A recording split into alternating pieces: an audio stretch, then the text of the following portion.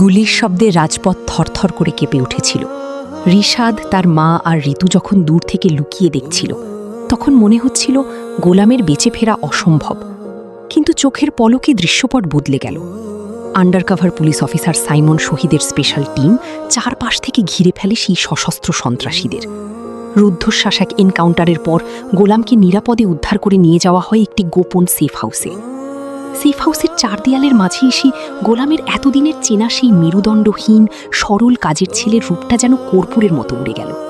সোফায় এসে যখন সে বসল, তার বসার ভঙ্গি আর চোখের চাউনিতে ফুটে উঠল এক ইস্পাত কঠিন ব্যক্তিত্ব। তার আসল নাম গোলাম নয়, শেহজাদ। সে দেশের একটি শীর্ষস্থানীয় স্পেশাল ক্রাইম ব্রাঞ্চের undercover chief officer. Officer Simon Shahid সামনে এসে মাথা নিচু করে দাঁড়ালেন। বললেন, স্যার, মিশনটা কি আর এভাবে চালানো সম্ভব? আন্তর্জাতিক চোরাচালানকারী দুবাই গ্রুপ আর আপনার সৎ ভাই রিশাদ কিন্তু আপনার লোকেশন ট্র্যাক করে ফেলেছে। শেহজাদ একটা দীর্ঘশ্বাস ফেলে টেবিলের উপর রাখা পিস্তলটা হাতে নিল। ঠান্ডা গলায় বলল, আমি নিজেই চেয়েছিলাম ওরা আমার কাছাকাছি আসুক সাইমন। ঋতুর বাবা একজন সৎ ব্যবসায়ী, কিন্তু তার সৎ ছেলে রিশাদ আর দ্বিতীয় স্ত্রী এই দেশের কোটি কোটি টাকা পাচারের মূল হোতা। ওদের শিকড় উপড়ে ফেলতেই আমি এই 3 মাস ধরে ওদের বাড়িতে চাকরের অভিনয় করছি। সাইমন একটু ইতস্তত করে বললেন, কিন্তু স্যার, আজমপুর বস্তিতে আপনার আসল স্ত্রী ফাতেমা আর আপনার ছোট্ট মেয়েটা যে আপনার জন্য দিনরাত কাঁদছে। আজ রেস্টুরেন্টের সামনে আপনার মেয়েটা আপনাকে বাবা বলে ডাকলো, অথচ আপনি বুকে পাথর চেপে তাকে অচেনা বলে এড়িয়ে গেলেন। নিজের বাচ্চার সামনে এভাবে থাকাটা অনেক কষ্টের।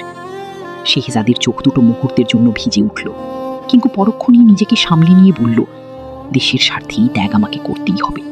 রিশাদ যেন কোনোভাবেই জানতে না পারে ফাতেমা আর আমার মেয়ে আমার দুর্বলতা। ওদের সুরক্ষার দায়িত্ব তোমার।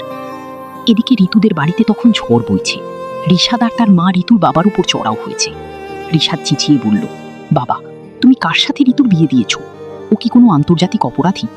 আজ পুলিশ ওরে পিস্তল সহ প্রোটেকশন দিয়ে নিয়ে গেল। ঋতুর বাবা শান্তভাবে জবাব দিলেন, আমি যা করেছি ভেবেচিন্তেই করেছি। গোলামের অতীত যাই হোক, ও ঋতুর কোনো ক্ষতি করবে না। ঋতু আড়ালে দাঁড়িয়ে সব শুনছিল। তার মনে হচ্ছিল বাবা নিশ্চয়ই বড় কোনো সত্য লুকাচ্ছেন। আর রেস্টুরেন্টে সেই ছোট্ট মেয়েটা, সে কেন গোলামকে বাবা বলে ডাকলো? ঠিক তখনই ডাইনিং রুমে প্রবেশ করল গোলাম। আবার সেই কুজো হয়ে হাঁটা, ভয়াল চাউনি, হাতে বাজারের থলে আর ঋতুর ঠিক করে আনা হিল জুতো। গোলাম বলল, ম্যাডাম, আপনার জুতো এনেছি। আর বাজারের বাকি টাকাটা? গোলামের কথা শেষ হওয়ার আগেই রিশাদ তার কলার চেপে ধরল। বলল, নাটক বন্ধ কর শালা। তুই কে? পুলিশ তোকে স্যার কেন বলছিল? গোলাম কিঁদে ফেলার ভান করে হাত জোর করল। বলল, ভাইয়া, আমি কিচ্ছু জানি না। ওই পুলিশ অফিসার মনে হয় ভুল করে আমার ব্যাগে ওটা রেখেছিল। আমি তো আপনাদের কেনা গোলাম, আমারে মারবেন না ভাইয়া। গোলামের এই অতি সাধারণ অভিনয়ে রিশাদ মনে মনে ভাবল, হয়তো পুলিশ আসলেই ভুল করেছিল। কিন্তু তার সন্দেহ পুরোপুরি দূর হল না। রিশাদ গোপনে দুবাই গ্রুপের মেইন বসের সাথে হাত মেলায়। তারা শেহজাদের আসল পরিচয় বের করতে তার ফাইল ঘাঁটাঘাঁটি করে। আজমপুর বস্তির ফাতেমা আর তার মেয়ের খোঁজ পেয়ে যায়। রিশাদ ভাবল, এই ফাতেমা আর বাচ্চাকে জিম্মি করলেই গোলামের আসল সত্যটা বেরিয়ে আসবে। পরের দিন রাতে রিশাদের গুন্ডারা ফাতেমা ও তার মেয়েকে অপহরণ করে একটি অন্ধকার পরিত্যক্ত গুদামে বন্দি করে। রিশাদ ফোন করে গোলামকে একাকী সেখানে আসতে বলে, কিন্তু ঋতু গোপনে রিশাদের এই ফোনালাপ শুনে ফেলে।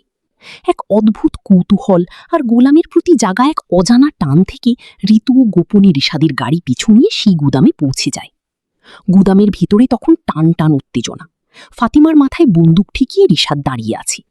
রিশাদ অট্টহাসি দিয়ে বলল, কই তোর সেই পুলিশ প্রোটেকশন? ডাকরে, আজ তোকে আর তোর এই পরিবারকে এখানেই শেষ করব। ফাতিমা কাঁদছিল, কিন্তু শেহজাদ শান্ত পায়ে গুদামের ভিতরে হেঁটে এলো। তার মুখে আর কোনো ভয় নেই। আড়াল থেকে ঋতু স্তম্ভিত হয়ে দেখছিল, এই গোলাম যেন সেই কাজের ছেলে নয়, এক জীবন্ত যমদূত। হঠাৎ একটা তীব্র শব্দে গুদামের সব মেন লাইট বন্ধ হয়ে গেল। চারপাশ ঘুটঘুটে অন্ধকার। রিশাদের গুন্ডারা কিছু বুঝে ওঠার আগেই অন্ধকারের বুক চিরে আর্তচিৎকার আর হাড় ভাঙার শব্দ শোনা যেতে লাগল।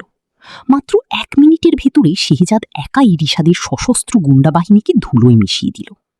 যখন জরুরি লাইট জ্বলে উঠল, দেখা গেল রিশাদের সব লোক মাটিতে লুটিয়ে পড়েছে, আর শেহজাদ রিশাদের নিজের বন্দুকটাই তার কপালে ঠেকিয়ে দাঁড়িয়ে আছে। রিশাদ ভয়ে কাঁপতে কাঁপতে তোতলামি করে বলল,